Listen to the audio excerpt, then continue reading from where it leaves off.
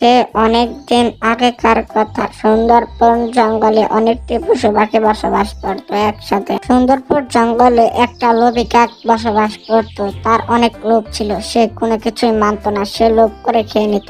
লোভী কাকের অত্যাচারে অনেকটি পশু পাখি বিরক্ত হয়ে গিয়েছিল, তাই তারা অনেক কিছুই বলতেছিল লোভী কাকটিকে। সে জঙ্গলে একটি বিচক্ষণ পাখি বসবাস করতো, তার অনেক বুদ্ধি ছিল। লোভী কাকটির জন্য সেও অনেক বিরক্ত বোধ করত, তার অনেক বিরক্ত লাগতো। হঠাৎ করে দেখেছে টুনটুন তার পাশে একটি চড়ুই পাখি আসতেছিল। টুনটুন মনে মনে ভাবছিল লোভী কাকটির কারণে মনে হয় এই চড়ুই পাখিটি আমার কাছে আসতেছিল। চড়ুই পাখিটি এসে টুনটুনের বাসার ওখানে বসলো। বসে টুনটুনি পাখিটি তাকে জিজ্ঞাসা করলো, কি চড়ুই, তুমি হঠাৎ করে আমার বাসায় আসলে কেন? কি কারণ আমাকে খুলে বলো। আরে টুনটুন ভাই, আর কইও না, ওই লোভী কাকটির অত্যাচারে আমরা অনেকেই বিরক্ত হয়ে গেছি, গোটা জঙ্গল বিরক্ত হয়ে গেছে। আপনি বুদ্ধি করে ওকে জঙ্গল থেকে তাড়িয়ে দিন, নইলে তো সুন্দরপুর জঙ্গলে কেউ ডিম পেড়ে কেউ বাচ্চা তোলাতে পারবে না, তার আগে ওই লোভী কাকটি এসে খেয়ে যায়।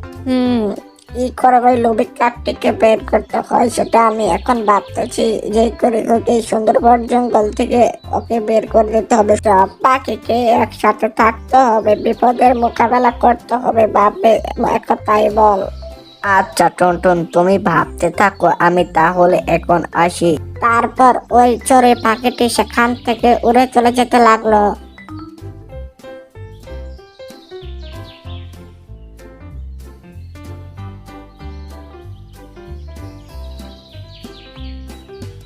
চড়ুই পাখিটি চলে যাওয়ার পর টুনটুন বাসা বেঁধে বসে ভাবতে লাগলো কিভাবে ওই লোভী কাকটিকে জঙ্গল থেকে বের করে দেওয়া যায় চিরদিনের জন্য।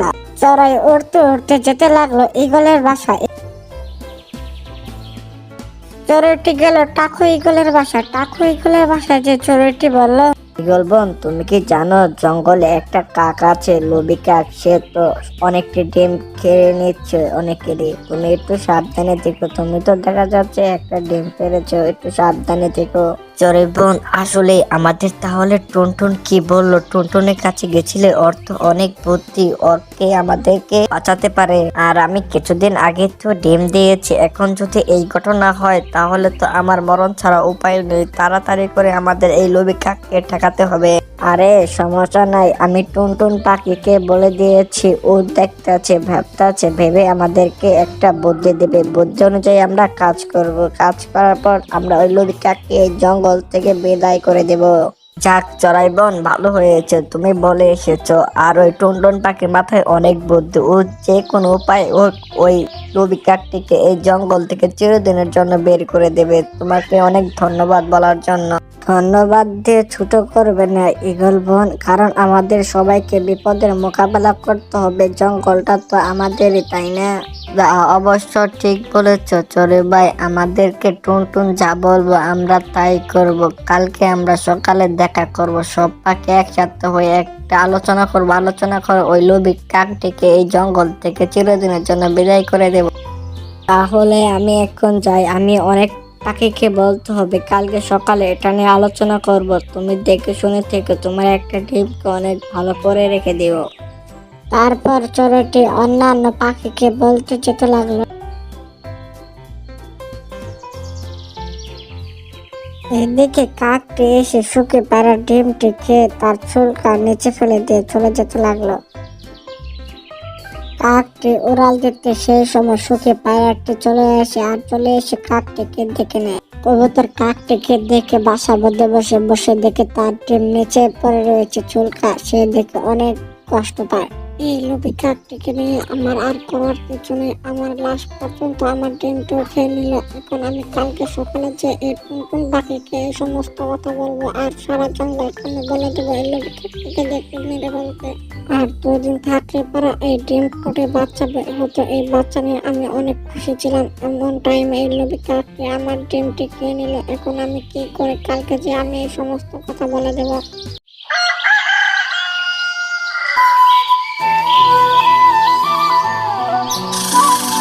পরের দিন সকালবেলায় কবুতর আর সব পাখি মিলে টুনটুনের কাছে আসলো।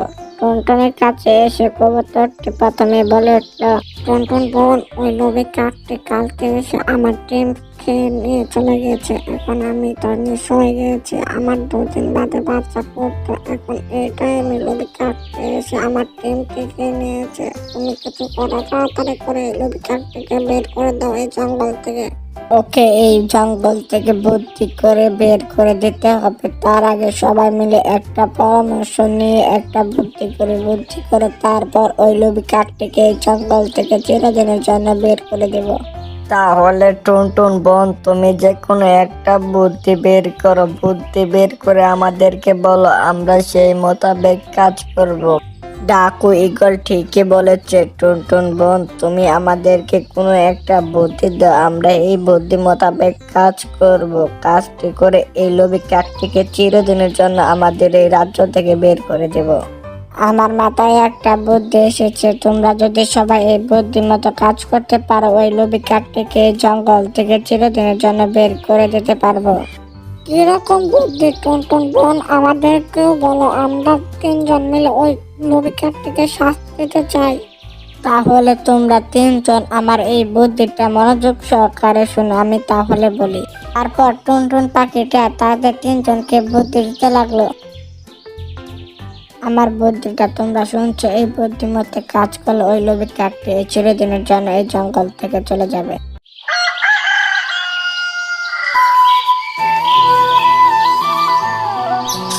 ডাকু ঈগলটি টুনটুনের কথা মতো গ্রামের থেকে বিষ মাখানো মাংসটি নিয়ে আসে। ডাকু ঈগলটি মিনুর বাসায় বিষ মাখানো মাংসটি খেয়ে কাককে ডাকবার যায়। ঈগলটি যে লোভী কাকটিকে ডেকে নিয়ে আসে মিনুর বাসায়। ঈগলটি লোভ না সামলে সে এই মাংসটি খেয়ে নিল। লোভী কাকটি ওই বিষ মাখানো মাংসটি খাওয়ার লগে লগে বাসা থেকে পড়ে গেল আর সে মৃত্যুবরণ করলো।